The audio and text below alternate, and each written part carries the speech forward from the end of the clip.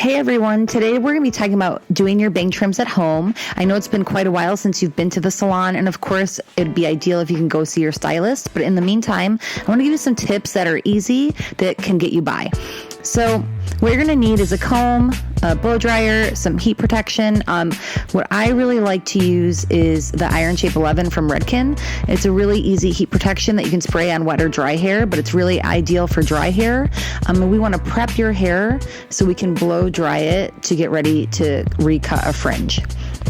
So a paddle brush is really helpful because it's flat and it's plastic, so it's safe on dry hair. So we want to dry it in like an X pattern or flat towards your face. So that way the hair that's supposed to be in your fringe area will lay flat and smooth and natural around your head shape. Next, we're going to take our comb and we're going to find the area between where your eyebrows are. And that's going to be a good baseline because that's going to help us find the fringe area. So we're going to take the comb and bend it backwards one time. Wherever that comb lies flat is the natural area of where your fringe should live. So that will help you find it better of where you either had a previously cut bang or if you're cutting bangs for the first time because you are bored from quarantine and you want a hair change, which is always fun, but this will help you find your natural head shape. The next thing we want to do is get all the other hair out of our way. So you see that high point of your eyebrow? No hair should go past that area for your fringe or it could look unnatural. So we're going to clip everything out of the way and we're going to do the same thing on the other side. So you should have a really nice like triangle shape, if you will, that doesn't extend past your eyebrows.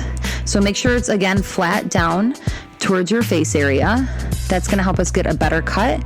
And what we're going to do, we're going to create a longer or curtain bang type fringe. And we're going to condense everything towards the center. So you have reference points when you do this, depending on how short you want. Short would be your eyebrows, then you have the bridge of your nose, and then the tip of your nose. And you can even go further than that. So if you choose to keep a longer fringe, please do exactly what we do, but just keep it longer and use your reference points. We're going to take and condense in the center and then do one full twist and then bring it back into our cutting hands. And then we're going to notch away the length at where our guideline was. So when you notch into the hair, it's going to give you a softer effect rather than cutting straight across bluntly. Especially at home, it'll be easier for you to do. So as you can see, doing a twist in the center is going to allow to have some length left on the sides. So now we're going to divide the hair into 3 different sections. This is just going to help with control. You don't want to take the whole density of your fringe area in one because it'll be easier for you to get the look that you want. So 3 different sections. We're going to start in the middle. And again, we're just going to simply notch the ends for softness and cleanliness and just see where you'd like the length to be and do it in those 3 sections to help you stay in control. So see on the ends where it's slightly longer. And again, that's your choosing. You can definitely do a little longer, a little shorter. It's up to you. Now what we're going to do is elevate, and we're only going to cut the top section of our 3 different sections. So you're going to see me pull up pie shape sections and just cut that top area off where you see a corner. So not to get in the perimeter. When you lay it back down, it's going to help you see if there's any areas you want to clean up. And then again, this is to your liking. And I would always recommend just to do a notch cut or a point cut in the perimeter rather than a blunt across haircut. It'll save you any errors when you go back to see your stylist for bang maintenance. And again, we did this all on dry hair. If you wet your hair too much, you could go shorter. So I would, again, that's why we want to recommend doing the flat wrap with the blow dry to keep it smooth and in its natural length so you can see it better. So here we're elevating the hair and notching into the exterior of the fringe. And it looks good. So what we want to do is a little added bonus to flat iron them, to polish.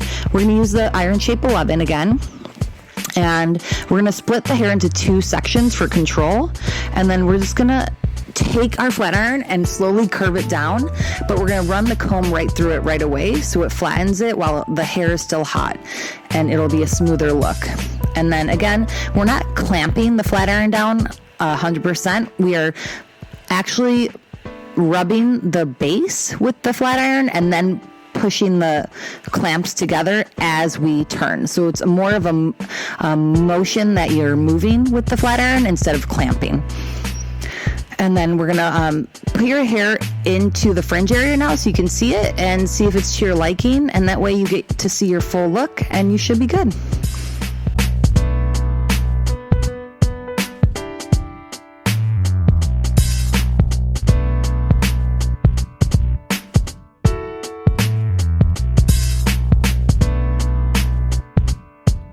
So now we're going to deal with a shorter fringe. Let's say you're someone that always gets bang cuts, so your fringe isn't even that long, and you just want to do some really quick maintenance. We're going to use iron shape 11 again, and we're going to flat wrap it. We are still always going to find that head shape and where your fringe naturally lives. And if you do have shorter bangs cut already, it should be pretty easy for you to find.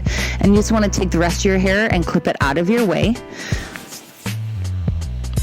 And that way you have more control over what you're working with. We're going to divide the hair into 2 sections, and we're going to start in the perimeter, and we're going to put the top of your fringe area out of the way. So again, even though we're in a shorter area, we want to just clean up that perimeter into 3 sections for more control. So we're going to start on the edge here, and point cutting is always your friend. So we're just going to point cut the perimeter to your liking. You can go shorter or longer depending on what you favor. So we want to just slightly elevate it, not too much elevation at this point since we're working at the perimeter.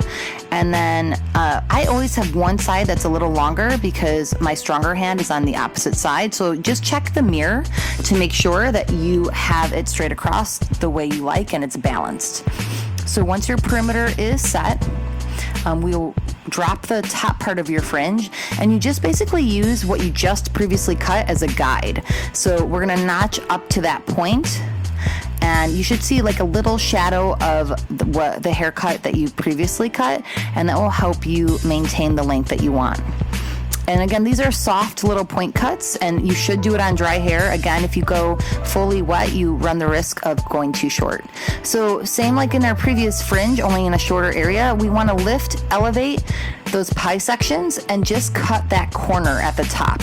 That's going to alleviate some of your texture and give you a little bit more pieciness and softness. And that's what we're doing. That area right there, it's easy to get in and just point cut. And now we're gonna flat iron again just for polish to see how it looks. This is a good opportunity for you to see the shape and if you need to do any more maintenance. And you should be good. Thanks for watching, everybody.